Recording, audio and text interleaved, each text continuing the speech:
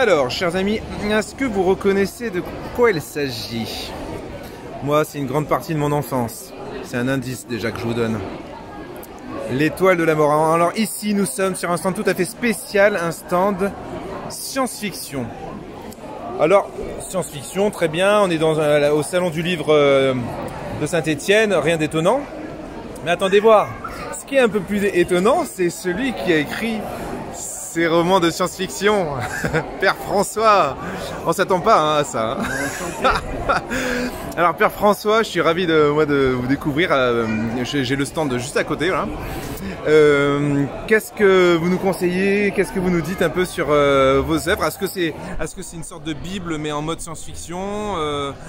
Est-ce qu'il faut être chrétien pour pouvoir le lire?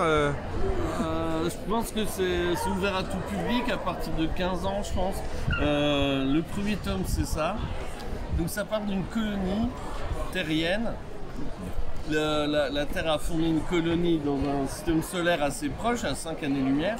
Et ce système a coupé les ponts avec la Terre, avec ses origines, et donc vit une crise politique, qui va être le thème de ce premier volume.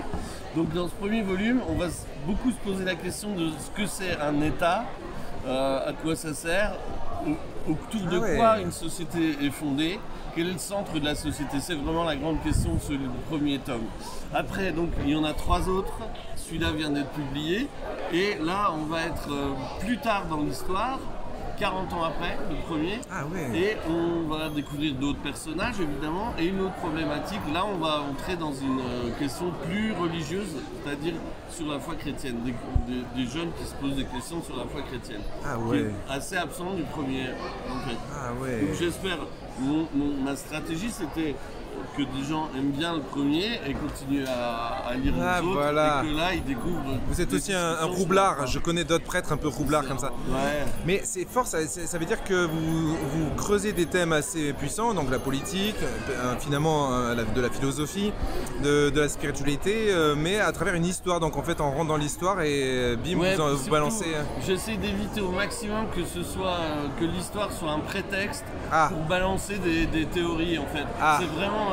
C'est vraiment des réflexions qui font partie de l'action. Ah ouais. Et font partie vraiment de la vie des personnages et les accompagnent quoi. Je me dis pourquoi un héros serait pas croyant. Ouais. Et ça fait partie de sa vie, mais ça va pas prendre tout le champ de l'action évidemment. Il est d'abord un personnage qui est principal dans l'action. Alors j'ai vu ça dans une série qui s'appelle 911 où ça raconte l'histoire d'une unité de pompiers à Los Angeles et le héros principal il dit le chapelet, il parle à un prêtre, il va prier dans les églises. C'est pas le thème principal, c'est juste ça fait partie de sa vie. D'accord. D'accord. Bon ben voilà, au niveau des âges, c'est tout âge ou 15 ans, à partir de 15 ans je pense. Ouais. Moi mes jeunes lecteurs de 15 ans ils ont bien accroché donc.